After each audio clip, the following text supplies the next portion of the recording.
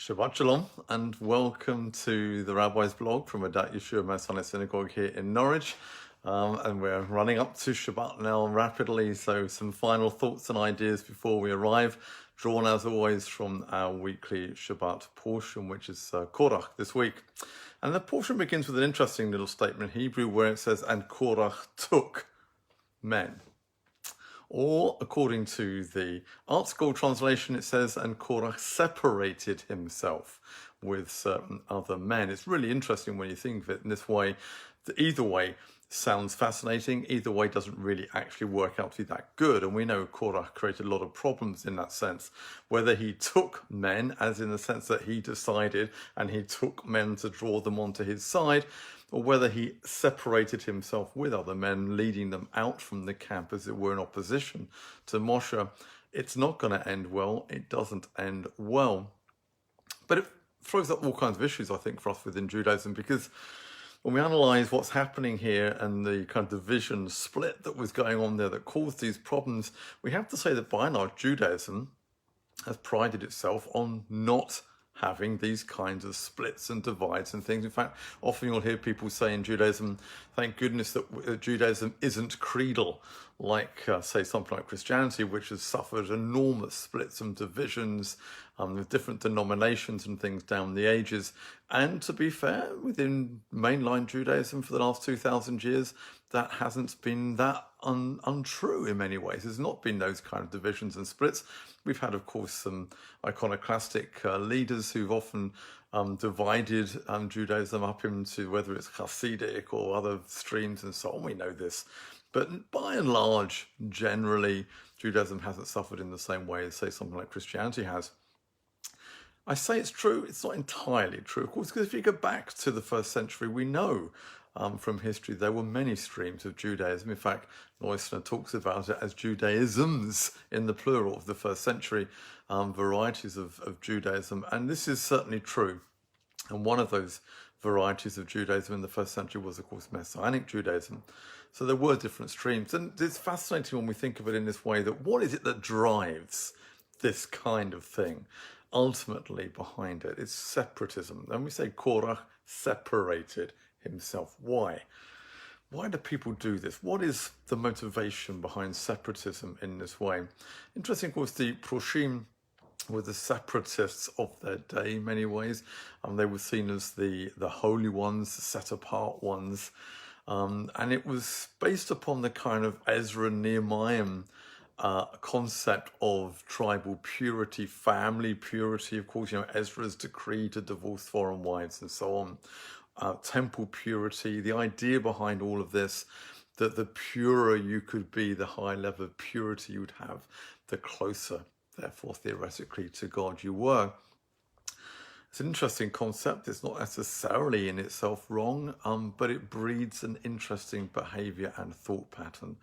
Because, of course, ultimately we know in the first century it was the Essenes, the Dead Sea Scroll group, the community there, who were the most pure, the highest level of purity.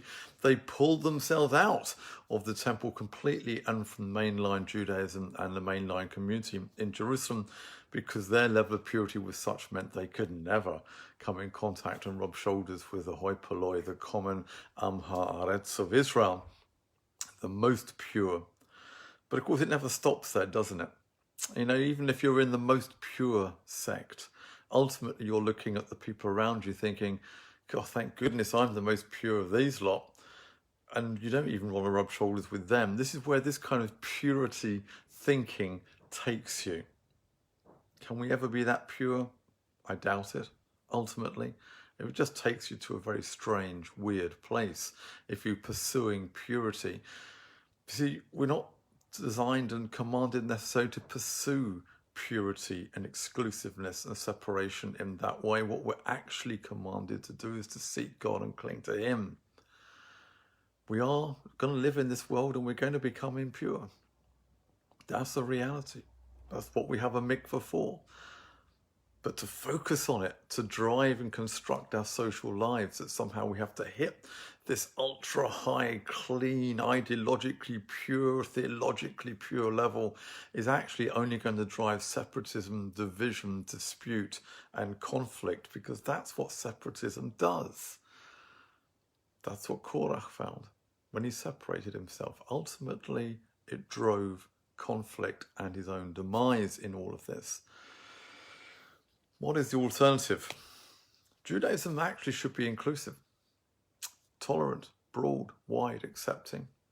Some people often look back at the Talmudic era and just say it was a golden time of inclusion. That actually doesn't really hold up to that much of a close examination either. What we do discover when you look closely is that the rabbis were censoring other forms of Judaism, Sadducean, Messianic, and so on and so on. They were effectively excised from the Jewish narrative, so they weren't exactly being inclusive, tolerant, and understanding either. That isn't really the hallmark, despite what people say with the inclusion of different discussions and debates within it. That was a debate in-house. Anything outside of the house, cut off and excised, we didn't want to know. It was a very specific Judaism that emerged. But that isn't really the beating heart of what Judaism is, could be, and should be, I don't think. Judaism doesn't tolerate sin in that sense, but it does talk about the redemption of the sinner and the inclusion, readmittance of the sinner back into the unity and community again.